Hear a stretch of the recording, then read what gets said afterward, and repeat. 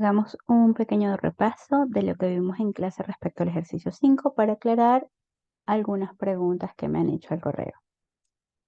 Bien, retomemos. En el ejercicio dice, se comprime adiabáticamente un mol de gas ideal monoatómico en una sola etapa. Cuando nos dicen adiabáticamente, pero no sigue con la palabra cuasi estático, quiere decir que la comparación de calor entre el estado inicial y el estado final es cero. Es decir, nosotros podemos tener procesos intermedios donde se absorbe y se libere calor, pero la sumatoria total de esos calores va a ser igual a cero. Nosotros no podemos utilizar las ecuaciones de procesos adiabáticos cuasiestáticos, pero siempre podemos recurrir a la ecuación de la primera ley de la termodinámica. Entonces, en la ecuación de variación de energía interna es igual a calor más trabajo, hacemos calor igual a cero y obtenemos que la variación de energía interna va a ser igual al trabajo. Cada una de las partes de esta ecuación podemos igualarla a sus equivalentes. Delta U va a ser el número de moles por el calor específico, volumen constante por la variación de temperatura, y trabajo va a ser la presión de trabajo, en este caso sería la presión externa con signo negativo por la variación de volumen. En el siguiente paso lo único que hice fue cambiar el CB por 3 medios de R, ya que estamos trabajando con un gas monoatómico. Bien, y los deltas los cambié por condiciones finales menos iniciales de temperatura y volumen respectivamente. En este caso, nosotros identificamos nuestros datos, el número de moles, temperatura inicial, presión inicial. Eso nos permitió calcular el volumen inicial usando la ley de estado de los gases ideales. Luego, ya que no nos daban ningún otro dato del estado final, nosotros asumimos que llegaríamos al equilibrio, por lo cual la presión final se iba a igualar a la presión externa, así que tendríamos una presión final de 10 atmósferas. Al no tener un segundo dato para la presión final, nos apoyamos en la primera ley de la termodinámica para encontrar la temperatura final. Tendríamos la temperatura final y el volumen final como incógnitas. Bien, tendríamos acá dos incógnitas. Ya que tenemos dos incógnitas, el volumen final lo coloqué en función de la temperatura para eliminar una de las incógnitas y quedarme solo con la temperatura final como incógnita. Y a pesar de que conozco el volumen inicial, lo puse en función también de la temperatura inicial, de modo de poder sacar factor común NR para posteriormente poderlo simplificar con el NR que tenemos del lado izquierdo de la igualdad. Una vez hecho esto, hicimos las distributivas correspondientes. Acá lo único que hice fue simplificar la presión final y coloqué esta presión final acá y acá coloqué la temperatura inicial para dejar esto como una fracción de presiones. Bien, coloqué todo lo que tiene temperatura final de un lado y todo lo que tiene temperatura inicial del otro. Del lado derecho saqué temperatura inicial factor común y luego el 5 medios lo pasé del otro lado como fracción inversa de 2/5. Fracción inversa, el 2 lo pasé multiplicando y el 5 lo pasé dividiendo. Y acá obtuve una ecuación general para procesos adiabáticos no cuasiestáticos, es decir, un proceso donde el calor es igual a cero, pero no seguí un camino adiabático. Entonces, con esta ecuación procedimos a calcular temperatura final y ya que tengo temperatura final y presión final, con la ecuación de estado de gases ideales, procedo a calcular volumen final.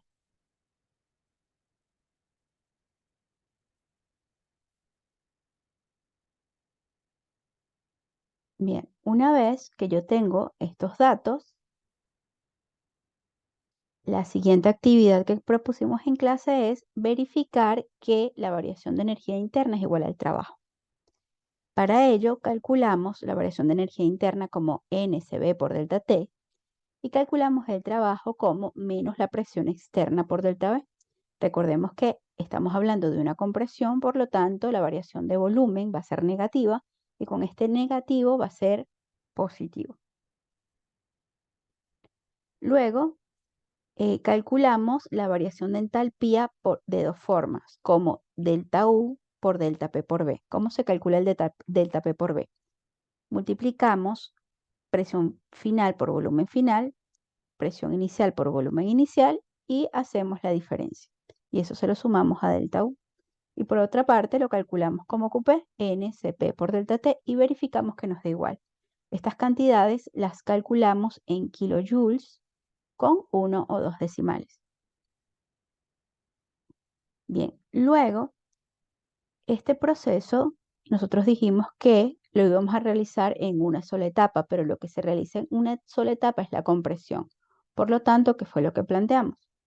Voy a pasarme un momento para las respuestas. Hicimos lo siguiente, dijimos que este es el primer proceso, el que no es cuasi estático. Pues tenemos un volumen inicial de 24,62 a una atmósfera de presión. La presión final, que es igual a la presión externa, es de 10 atmósferas. El volumen final, cuando sacamos la cuenta, es de 11,32 decímetros cúbicos. Entonces nosotros hicimos un paso inicial. Si todo el trabajo, es decir, la compresión se hizo en un solo paso contra una presión externa de 10 atmósferas, nosotros tuvimos que hacer un paso para llegar a esas 10 atmósferas sin hacer compresión. Es decir, yo fui desde una atmósfera hasta 10 atmósferas sin cambiar de volumen, es decir, a volumen constante. Y luego a presión constante desde 24,62 decímetros cúbicos hasta 11,32 decímetros cúbicos. El primer paso fue un paso a volumen constante, por lo cual podemos calcular el QB. Y el segundo paso fue un paso a presión constante y calculamos QP. Si nos damos cuenta, es la misma cantidad de calor, uno en positivo, porque absorbimos calor para pasar de una temperatura de 300 K a una temperatura de 3000 K. Esta temperatura la calculamos porque conocemos el volumen y la presión y conocemos el número de moles, podemos calcular la temperatura. Entonces, para pasar de 3000 K a, perdón, de 300 K a 3000 K, absorbimos 33,7 kilojoules de calor. Y para disminuir de 3000 K a 1380 K, que es la temperatura final, liberamos 33,7 kilojoules de calor. Al sumar el calor de estos dos pasos, la sumatoria de estos calores fueron iguales a 0, cumpliendo con que el proceso es adiabático. Sin embargo, no seguimos una adiabata. Por tanto, no es un proceso adiabático cuasiestático y no es reversible. Bien, ahora volvemos al ejercicio.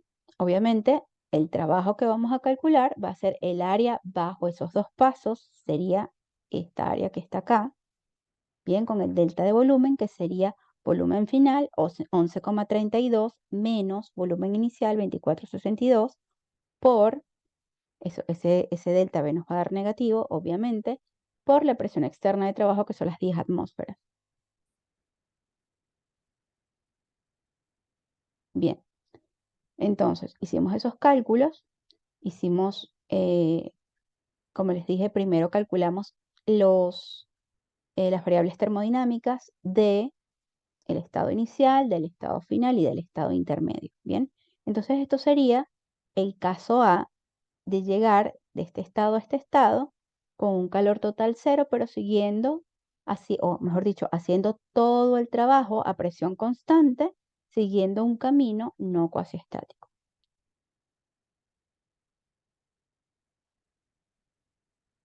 En el caso B, nos dicen cuáles hubieran sido los resultados si el proceso hubiera sido realizado en forma cuasi estática. Entonces, en forma cuasi estática implica seguir una adiabata hasta llegar a un estado final. Y aclarábamos que si yo sigo un camino no cuasi estático como este, como el primero que hicimos ahora, ¿sí? De seguir volumen constante, presión constante, no vamos a llegar al mismo estado final que si seguimos una adiabata. Entonces, seguimos exactamente los mismos pasos. El volumen inicial va a ser exactamente el mismo porque no hemos cambiado las condiciones iniciales. La presión final seguimos manteniendo que va a ser de 10 atmósferas, pero ahora tenemos para encontrar la temperatura final y el volumen final, tenemos las ecuaciones correspondientes a los procesos adiabáticos cuasiestáticos que ya las vimos en clase. Entonces, nosotros podemos calcular, si nosotros conocemos la presión final y la presión inicial y la temperatura inicial, con esta ecuación podemos calcular la temperatura final y luego el volumen final, o conociendo presión inicial, volumen inicial y presión final, con esta ecuación podemos calcular volumen final y luego con la ecuación de estados la temperatura final. La segunda ecuación es una ecuación más sencilla. Bien, entonces en clase utilizamos la segunda ecuación. Dijimos que presión inicial por volumen inicial que lo conocemos, elevado al índice adiabático que es 5/3,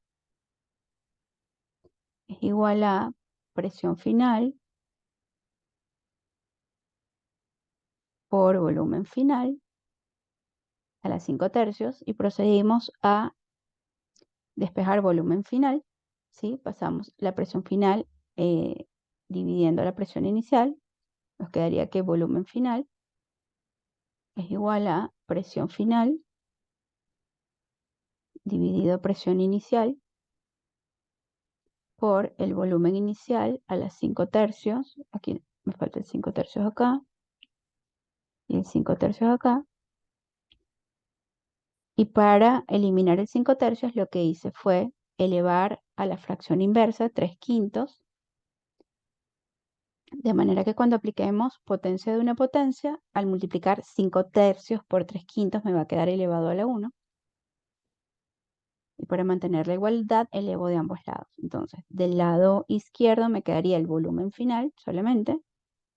Del lado derecho tenemos que tener cuidado porque este 3/5 me multiplica tanto a esta fracción como a esto que está acá, ¿sí? Me multiplica tanto a esto como a esto. Entonces me quedaría presión final dividido presión inicial a la 3/5 por volumen inicial y de vuelta al multiplicar 5/3 por 3/5 me da elevado a la 1. Entonces con esta fórmula calculo el volumen final, ¿sí? Y con la ecuación de estado de los gases ideales calculo la temperatura final. O sea, así obtengo la temperatura final y volumen final si sigo un proceso o un camino adiabático cuasiestático.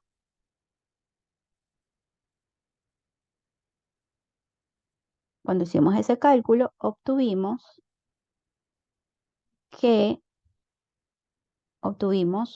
un volumen final de 6.18 decímetros cúbicos y una temperatura de 753,57 K. Entonces, cada uno de nuestros puntos los ubicamos debidamente en su isoterma correspondiente y luego para dibujar la diabata lo que hicimos fue dibujar una curva que uniera mi volumen inicial con el volumen final que acabamos de calcular o con mi punto final que acabamos de calcular y colocamos acá adiabata para diferenciarla de las isotermas. Ahora bien, uno de los puntos que me están preguntando es que todavía no entienden el tema de que delta H es igual a QP. Ya voy para escribir en delta H. Un